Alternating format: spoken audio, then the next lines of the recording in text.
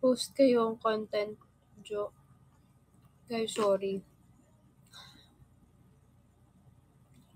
As much as we want na mag-post talaga, sobrang kain talaga yung oras. As in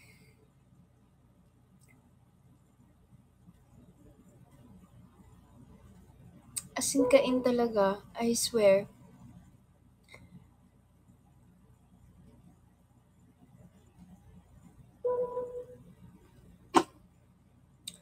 Ang daming ginagawa talaga, Bloom. Sorry, yung album pa lang namin.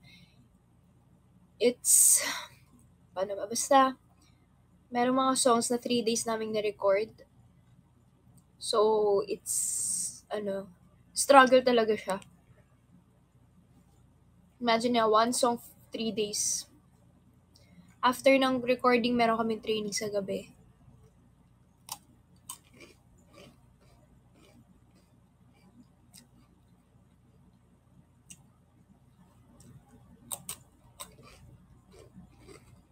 Yes. Yung i-release namin na album, lahat yun may choreo. So, hindi naman yung paggawa ng choreo, hindi lang naman basta ganun yun eh. Itong ginagawa naming choreo ngayon, feeling ko nakakalimang revise na kami kasi kailangan namin humanap ng choreo na hindi lang Bini makakagawa, hindi lang mga dancer makakagawa, kundi lahat kayo. So, iba talaga guys. Plus, dumagdag yung school. Hindi naman pwedeng habang buhay, hindi na kami mag-aaral, di ba? Kahit kami pinagkakasya na lang din namin yung time para makapaglaba kami. Sinisingit na lang din namin sa oras, pero buti na lang may mga rest days lately. Kasi kung wala, kung alam. Plus, may tabing ilog pa, guys. Paano kung nag-start na kami sa training talaga?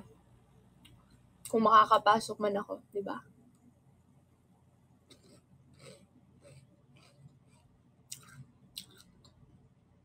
Kapag nasa theater ka, iba yung kailangan dun ka lang nakafocus. Pero imagine mo kung pagsasabayin ko yung theater and Bini. Kasi guys, yung discipline sa theater, it's almost the same sa Bini, pero magkaiba ng atake. Kung gaano kahirap and kadisiplinado yung training namin sa Bini, ganun din naman sa theater. Siguro, lamang lang ng konti, pero it's almost the same, pero magkaiba ng atake. Gets ba? Syempre, ito sa theater, ito sa performing ng P-pop.